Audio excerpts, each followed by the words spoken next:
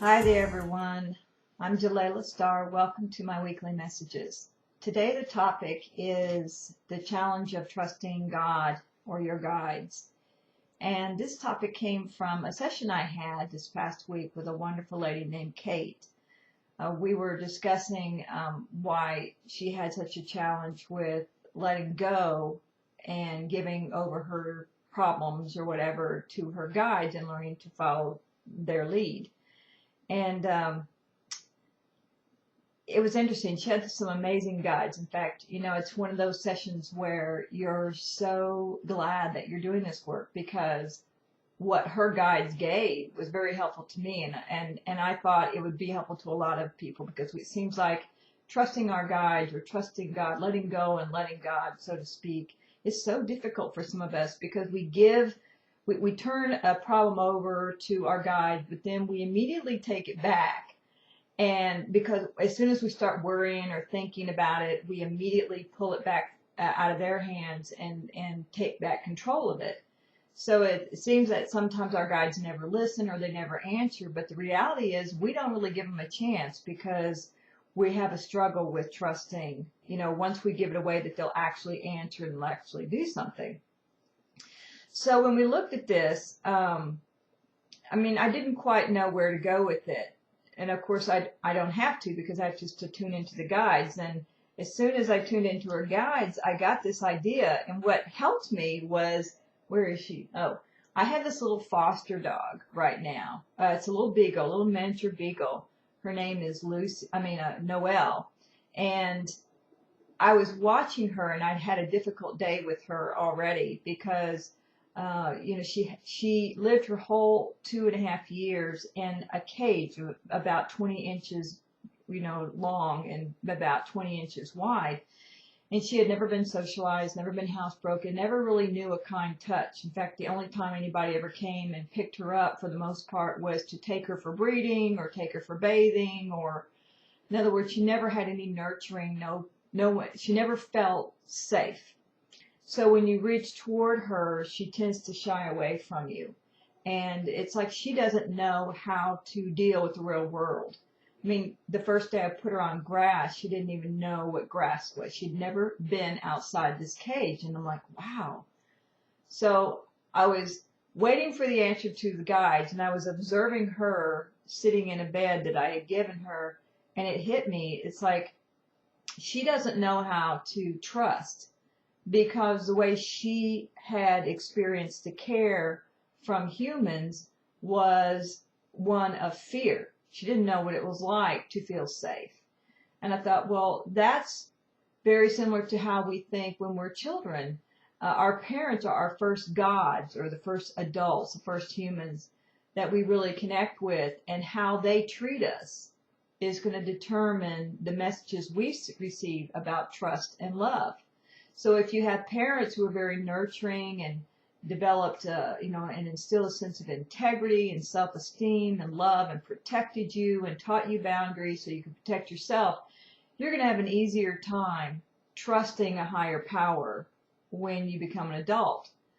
But if, on the other hand, you had parents who rejected you, abandoned you, betrayed you, you're going to have, like Kate, a difficult time trusting a higher power. So you may want to, but it will be a struggle for you. So this was an epiphany for us. It's like, okay, that's it. So how you were parented determines how you trust, and the messages that you received about trusting a higher power. And in this case, it's even more challenging because, your parents are there. You can see them. Higher power you can't see. So it takes an even greater level of faith and trust. But it also explained to me why some people find faith so easy, whereas other people don't. They just have a really, really hard time letting go of the power, letting go of the control. Wow. I was willing to pay her for that session. That was great from her guides. So the rest of the session we spent on using the tools, the keys of compassion, the first key, which is a formula of compassion, and the second key called divine contracts and promises.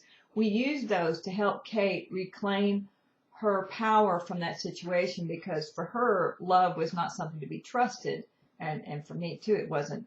So when I took her through the divine contracts and promises, where you go into the inner life and you look at the contracts you made with the souls who became your parents and the scripts that you gave them and why, and we began to understand why she chose it, which was to show her how she had learned to parent herself lifetime after lifetime, the good and the not so good, so that she could, use the good, but at the same time work on the part that didn't work. She began to feel better about it and reclaim her power from that, and then release her parents from blame, because as long as you're a victim, you're not going to be able to trust. You're not going to be able to feel empowered to trust. So we released that, and then I took her through the formula of compassion to fully release her parents and own responsibility for this, so that, because when you own responsibility, you take your power back. It was a great session. I mean, there was a tremendous amount of movement. I got a wonderful email from her and how, liberated she felt, and knew then, okay, this is how I can start to trust again, because now I understand why I wasn't trusting. For a long time, I never understood why I didn't trust and why I had such a challenge. I mean, it's like, it's like learning to move beyond being addicted to something. You have to first acknowledge why you're addicted and what the source of it is. So, I just wanted to share that with you guys. I just thought that was fantastic. Okay, final note.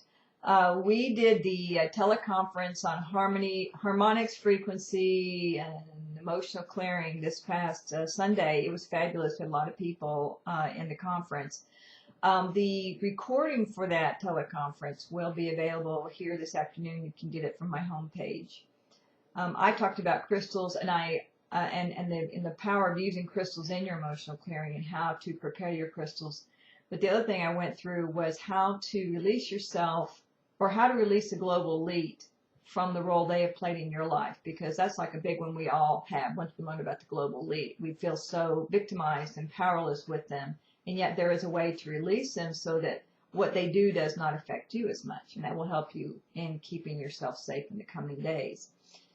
So, I thought it was great, and I hope you'll pick up a copy of that recording. I think it was pretty awesome. All right, that's it for today. Have a great week, and stay warm, stay safe, stay dry. For those of you in Australia, I'll talk to you next week. Bye-bye.